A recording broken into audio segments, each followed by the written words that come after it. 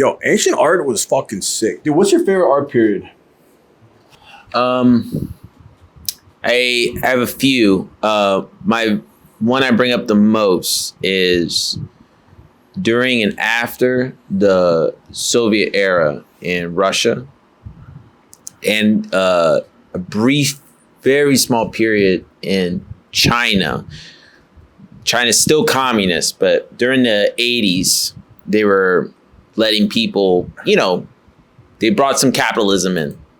Like this right? No. There is so you see that one to the far left? This one. Yeah, not that specifically, but during the Soviet era, things were getting weird. Like the guys who weren't making propaganda, like specifically propaganda. Yeah. They were just making weird. Specifically they made really interesting cartoons. No shit. Then this is after. See the left one, the second left one? Yeah. That was after. That's actually a famous piece. That's right after the Soviet Union. What does it mean?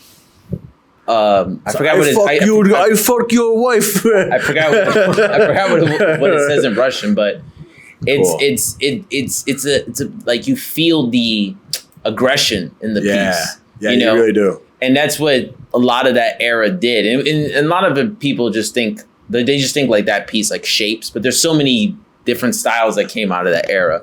You could call it avant-garde, but it's just strange, and it specifically came out of this time. Wow. Yeah. Wow. Is this socialist realism? Is that what it's called?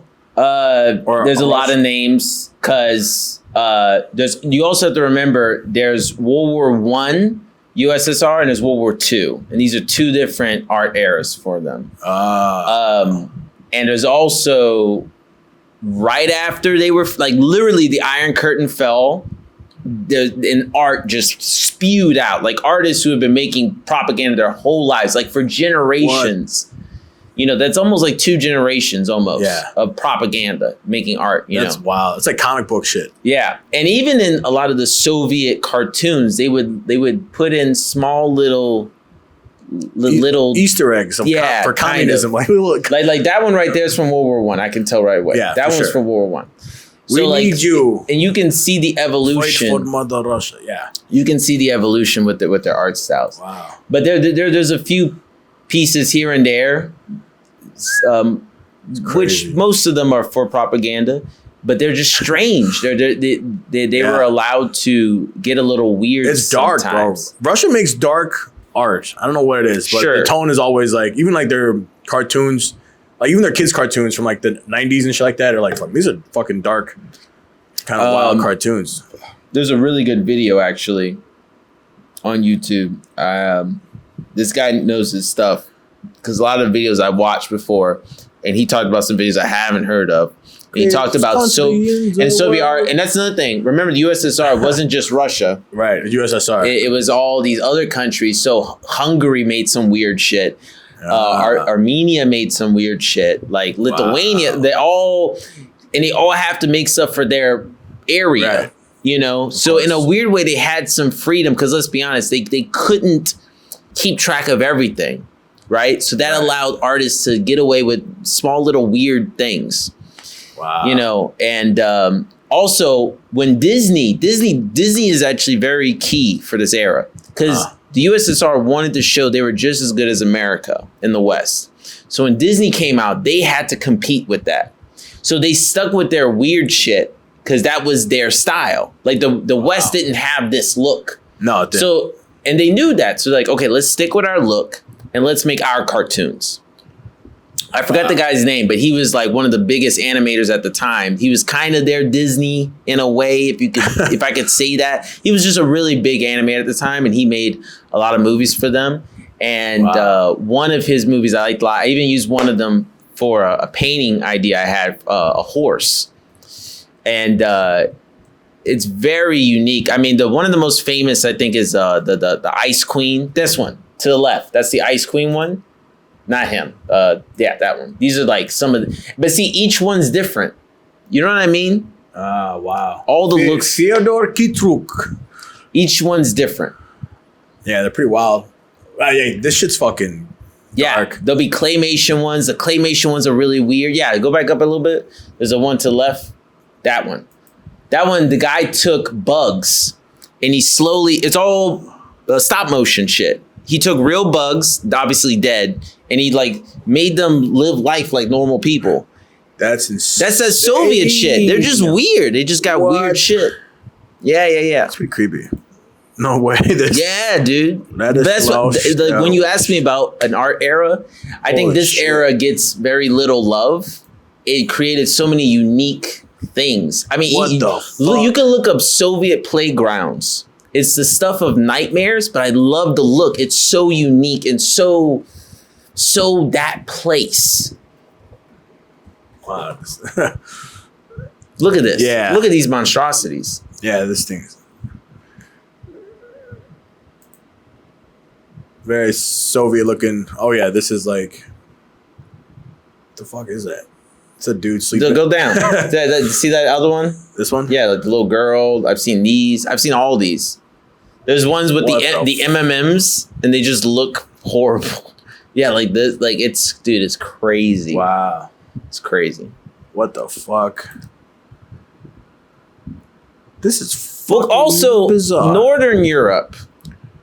You gotta realize, like this is super. Go up a little bit. You missed one. That one to the left. This one. Yeah, just weird shit. This will be fun for the kids. It's like, but Northern Europe, going back to my weirdo theory, this is what happens when you get people together. You get weird shit. Yeah, when you it's just too. There's not a break, and it just gets out of hand. But it's the same thing with China. But again, China's still communist. But right when they were accepting capitalism into their life, they had a nice little golden era of art. Perfect example, Ai Weiwei. Ai Weiwei is probably one of the greatest contemporary artists of our time. How do you spell it? A-I and space Weiwei. I forgot how would you just put W. Yeah, there you go. Yeah, W-E-I. He did the porcelain, sunflower seeds. His thing is China. He's all about China. Big thing when you think about China is mass production. So a lot of his pieces are like this. It's mass produced. Jeez. Yeah, like just a lot of things, right? Jeez. He did and a lot of the things are specific to China. Like he did a stool one. It's all stools. I think it was up there at the top. Yeah, right there. You passed it. A little bit down, a little bit more. There. It's all stools. He did a lot of these kind of sculptures. This is one of them. He did more. Wow. Sunflower seeds is a kind of an Asian thing, especially China. The constant. A lot of Asian countries like their snacks. They like snacks. They like snacking on things. Wow. This is an art piece? Yes. It's all porcelain. Oh, no way. Like clay. Is it stuck together? No. Just every individual sunflower seed is porcelain. And that's the point, is it's just a mass produced. And but the reason why a lot of people hate him is he took, you could go down again. He took, did this one. You see that picture with 3 of him? No. There's 3 pictures. So this is one of the most famous pieces he did.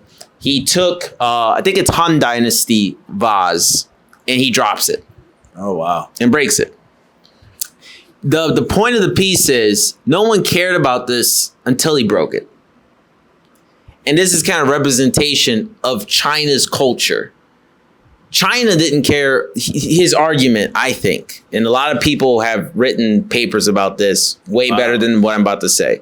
But the argument could be that China doesn't even care about China until it's gone. Then suddenly we care. But this is the argument for everyone. It's not just China. It's just Ai Weiwei cares about his culture, his people so much. But in reality, you could put this for any person. No one cares about their culture until suddenly it's gone. That's why we need our weird village people, because they're the ones who hang out. I don't hang out to shit. I'm not going to go back to that life. I let them do that. Let them preserve that. And he also has taken vases and put like the Coca-Cola logo on it. Wow. Like real ancient vases, and does it. And everyone gets mad at him. But he's like, look, none of you cared about any of these fucking things. Yes, it's old, But what should I do with it? Leave it in a room somewhere you've never seen. It gathers dust and slowly we forget about it. And it goes. I mean, it's the whole argument on how we found these things in the first place. How do we find all? I mean, you study archaeology, right? Yeah. So how do we find all these things? Someone forgot about it. They either buried it because they thought they were going to use it later in the afterlife or whatever shit. Right. Or they just forgot. Like, it's that shitty vase I hate. And then we're looking at it like, this is so special. This is like the best vase ever. And it's like the dude's shittiest vase, you know, like, so that's my shitty vase, you know, like. Yep. Everything is forgotten about. Anyway, I'm sorry, I went on a rant, but yeah, these are my favorite eras.